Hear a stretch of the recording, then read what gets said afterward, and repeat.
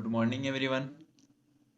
आज की क्लास में पढ़ेंगे हम कि किस प्रकार से हम जीएसटी के साथ अपनी फिक्स एसेट्स परचेज करेंगे और उसका जीएसटी इनपुट किस प्रकार से हम क्रेडिट आईटीसी में क्लेम करेंगे। ठीक है, कि जैसे हम कोई फिक्स एसेट्स परचेज करते हैं तो उसमें हमारे पास जो जीएसटी चार्ज होता है वो बिजनेस अपने पास से वहन नहीं करता। आपको पता है कि बिजनेस में जो टैक्स लगता है वो इनडायरेक्ट होता है। वो क्या है कि हम डायरेक्ट यहाँ पे कर सकते हैं, कस्टमर पर डाल देते हैं, इनके हस्तांतरण कर देते हैं। लेकिन जब हम असेट्स खरीदते हैं अपने बिजनेस में, वो क्या होता है, अपना असेट्स होता है, उनको बेचने की पर्पज से हमने परचेज नहीं किया। तो ऐसी कंडीशन में जो जीएसटी लगता है वो हमने हमने क्या किया, अपने पास से पेमेंट किया, तो वो अपने पास से पेमेंट किया है तो वो उसका क्या होगा, हमें लॉस वहन करना पड़ेगा। तो जीएसटी एक्ट में ऐसा किया गया है कि हम उसका क्या आईटीसी क्लेम कर सकते हैं। ठीक है, जीएसटी के रूल्स में यह माना गया है कि किसी मशीनरी की यूजफुल लाइफ 5 ईयर है, तो 5 ईयर के अकॉर्डिंग ही उसका इनपुट टैक्स क्रेडिट है, उनकी जो इनपुट टैक्स क्रेडिट है अपना, वो हम क्या कर सकते हैं, क्लेम कर सकते हैं 5 ईयर तक। ठीक है, 5 पार्ट में हम क्या कर सकते हैं, उनका क्लेम कर सकते हैं। तो वो चीज़ जब हम प्रैक्टिकल में देखेंगे तो हम क्या कर लेते हैं, यहाँ पर जो इंपॉर्टेंट हमारे पास ऑप्शन है उनको ऐसे कर लेते हैं। जैसे मैं जीएसटी डिटेल फिल कर लेता हूँ अपनी।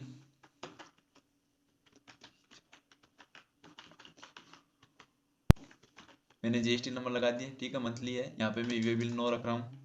ठीक है, और डायरेक्ट इसको क्या करा रहा हूँ, एक्सेप्ट करवा रहा हूँ। ठीक है, इसको भी एक्सेप्ट करवा रहा हूँ। ठीक है, अभी मैंने अपनी कंपनी फाइनली क्रिएट हो चुकी है। अब हम वाउचर्स में चलेंगे। ठीक है, अभी हम परचेज वाउचर में आ गए हैं। ठीक है, परचेज वाउचर में आ गए हैं। ठीक है, ऑफलाइन से परचेज वाउचर में आ गए। यहाँ पर सप्लाई इनवॉइस नंबर, यहाँ पर डेट। ठीक है, यहाँ पर पार्टी का नेम जैसे कि राज एंड कंपनी। ठीक है, क्या होगा, सन्ड्री क्रेडिटर्स। ठीक है, मेंटेन बिल बाय डिटेल को ऐसे रखते हुए इसकी डिटेल फिल कर देंगे। यहाँ पर रेगुलर, यहाँ पर जीएसटी नंबर आ जाएंगे। जैसे कि जीएसटी नंबर है यहाँ पर इस प्रकार से कुछ जीएसटी नंबर है, तो जीएसटी नंबर लगा के हम इस कंपनी को क्रिएट कर लेंगे। ठीक है, पार्टी को क्रिएट कर लिए, यहाँ पर पार्टी की डिटेल्स आ जाएगी। ठीक है, यहाँ पर जीएसटी नंबर वगैरह आ जाएंगे। अब यहाँ पर जो मशीन हम परचेज कर रहे हैं उसका नाम आ जाएगा। जैसे हमने मशीन क्रिएट कर ली है, अंडर क्या आएगा, अपना फिक्स एसेट्स आएगा। ठीक है, यहाँ पर जीएसटी अप्लीकेबल, यहाँ पर जीएसटी को हम यस रखेंगे। ठीक है, और यहाँ पर हम क्या लेंगे, नेचर ऑफ ट्रांजेक्शन, यहाँ पर परचेज टैक्सेबल, यहाँ पर कैपिटल गुड, यहाँ पर टैक्सेबल इतना, यहाँ पर अपनी जीएसटी रेट आ जाएगी। ठीक है, इसको हम एक्सेप्ट करवा देंगे, गुड्स में लेकर एक्सेप्ट करवा देंगे। ठीक है, ठीक है, इंटर अमाउंट, इसका कितना अमाउंट है वो हम यहाँ पर लगा देंगे। जैसे कि यहाँ पर इसका जीएसटी को इंक्लूड करके 1,18,000 है। ठीक है, 1,18,000 रुपये जीएसटी के साथ इंक्लूड है, तो मैंने लगा दिया। तो यहाँ पर 1,00,100 हो गया है, 18,000 जीएसटी के अप्लीकेबल है। तो यहाँ पर क्लासिफिकेशन में आएगा परचेज टैक्सेबल।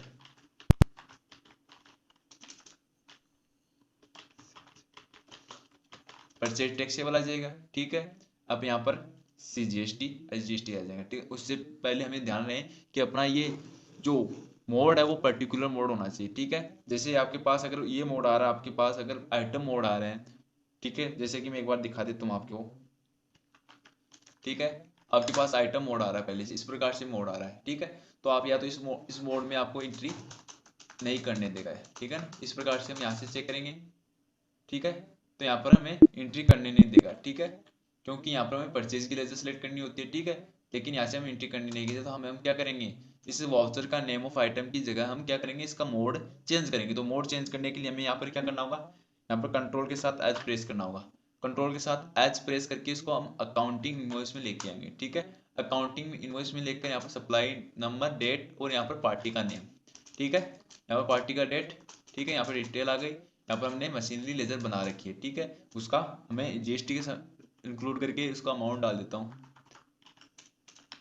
1,18,000। तो 1,00,000 अपना क्या होगा, नेट वैल्यू होगी मशीनरी की। यहाँ पर आ जाएगा परचेज टैक्सेबल।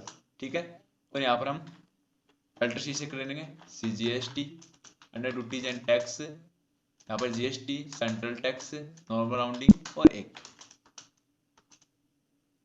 ठीक है, इसी प्रकार GST duties and tax, GST, state tax, normal rounding 1%, और इसको भी एक्सेप्ट करवा देंगे। ठीक है, टोटल वैल्यू अपने होगी 1,18,000 रुपये। ठीक है, तो इसको हम क्या करा देंगे, जीएसटी के साथ इसको एक्सेप्ट करवा देंगे। ठीक है, तो यह मैंने इसको एंट्री को पास कर दी। ठीक है, अब हम देखते हैं बैक आके जीएसटी रिपोर्ट देखते हैं, जीएसटीआर 2 में देखते हैं। तो इसमें देखो आपको 1,00,000 रुपए का आपका टैक्सेबल अमाउंट है। टैक्सेबल अमाउंट कितना है, 1,00,000। ठीक है, उसमें से टैक्स अमाउंट कितना है, 18,000। ठीक है, टोटल आईटीसी क्लेम कर सकते हैं 18,000। लेकिन हमने क्या किया, जीएसटी के रूल के अधीन हम क्या कर सकते हैं, उसकी यूजफुल लाइफ को क्या करेंगे, टारगेट करेंगे कि उसका यूजफुल लाइफ है ना, उतना ही इनपुट उस साल हम क्लेम कर सकते हैं। तो मान लो कि आज मैं 1 अप्रैल को इसको परचेज कर रहा हूँ। ठीक है, आने वाले 5 सालों तक ये मशीन चलेगी। ठीक है, तो मैं इस साल का जीएसटी अलग कर लूंगा। 1 साल का जीएसटी अलग करने के लिए यहाँ पर देखेंगे हम कि 1 साल का जीएसटी बैलेंस शीट में देखते हैं। तो बैलेंस शीट में हमें ड्यूटी टैक्स माइनस में दिखाता है 18,000 रुपये। ठीक है, 1,18,000 में से 18,000 के अपने जीएसटी के हैं। तो ठीक है, तो हमें जीएसटी हमें पूरा आईटीसी क्लेम नहीं करना है, हमें कितना करना है।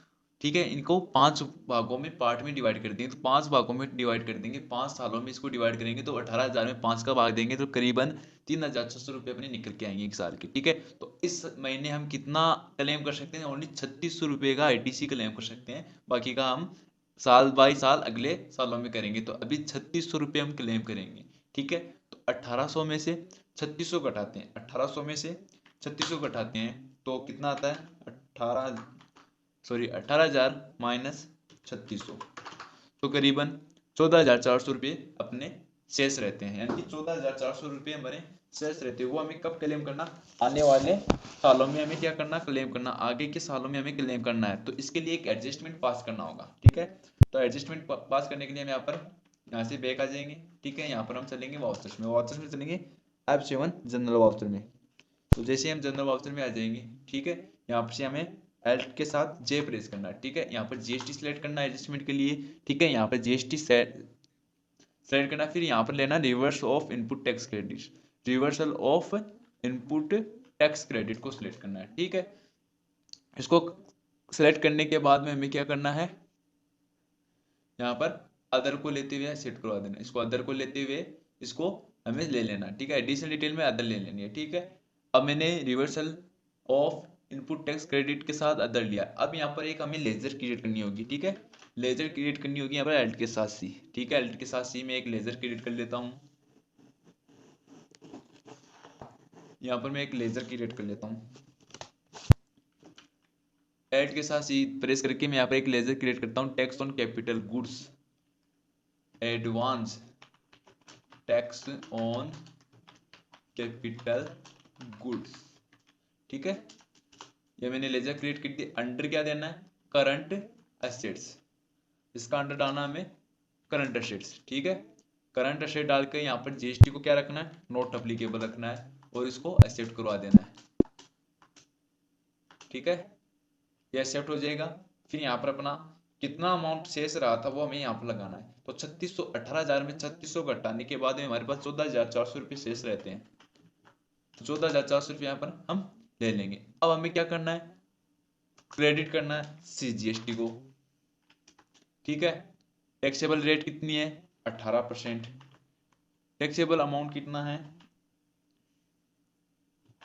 1,18,000।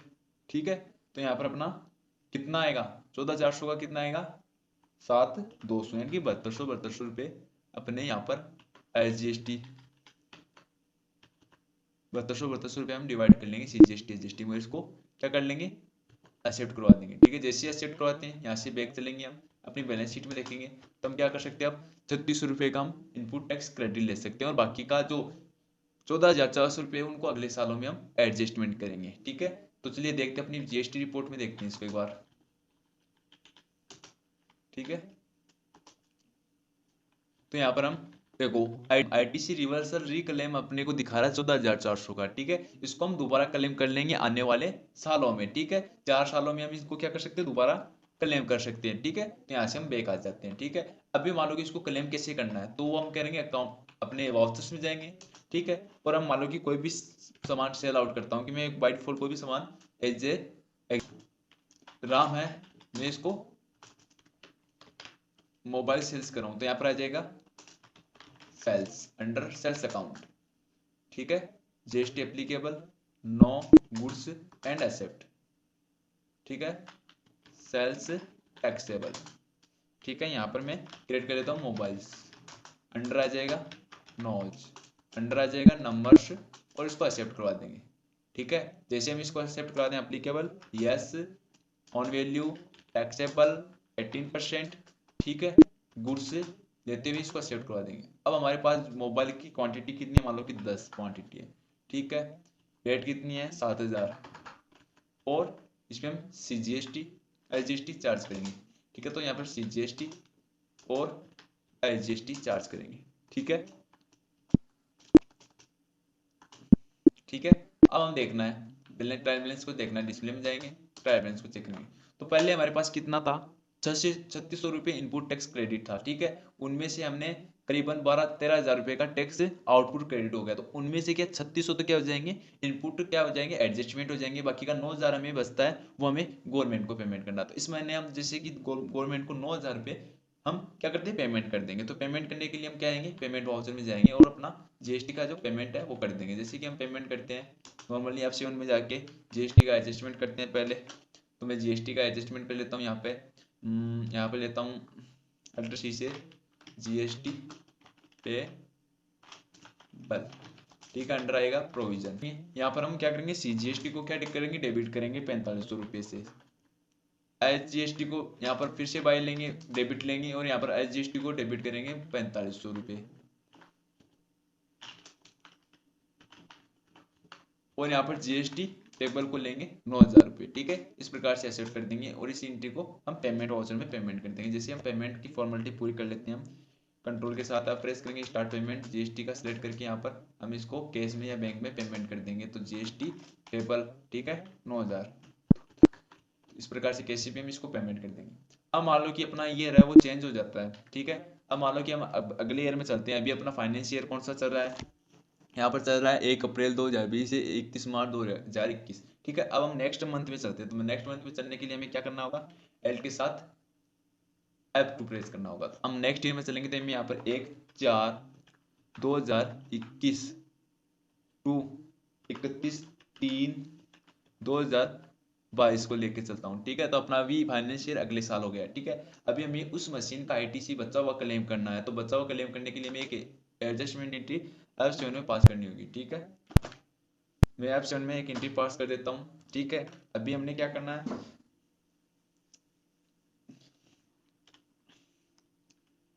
CGST को डेबिट करना है कितने से, तो 3600 रुपये में इस मंथ में हमें 3600 रुपये क्या करने करने हैं। तो इसको हम 3600 को CGST में डिवाइड करेंगे तो कितना कितना आएगा 300 डिवाइड 2, तो इतना 1800 रुपये में डिवाइड आएगा, ठीक है। तो 1800 रुपये हम दोनों में बांट देंगे, तो 1800 रुपये, ठीक है। फिर SGST 1800 रुपये और यहाँ पर ले लेंगे हम advance tax on tax capital, इसको लेके इसको क्या कर देंगे एक्सेप्ट करवा देंगे। तो हम इस प्रकार से अगले मंथ का टैक्स इनपुट ले सकते हैं। वो हम बैलेंस शीट में हम देखेंगे। तो बैलेंस शीट में हम देख पा रहे हैं कि अपना अभी इस मंथ का हमने 3600 रुपये फिर से हम क्या कर सकते हैं इसको क्लेम कर सकते हैं। इस प्रकार मंथ वाइज मंथ हमने क्या करना है इसको क्लेम करना है, ठीक है। इस प्रकार से हम इस एसेट्स का 5 मंथ तक हमें रिवर्सल ITC क्लेम करते रहना है, ठीक है। इस प्रकार से हम किसी भी एसेट्स को GST के एक्ट में परचेज कर सकते हैं और GST का रिवर्सल इनपुट हम टैक्स क्लेम कर सकते हैं, ठीक है। आज के लिए इतना ही। अगले वीडियो में हम शेयर से संबंधित चीज़ें देखेंगे, किसी एसेट्स को हम सेल्स करना हो तो कैसे करेंगे।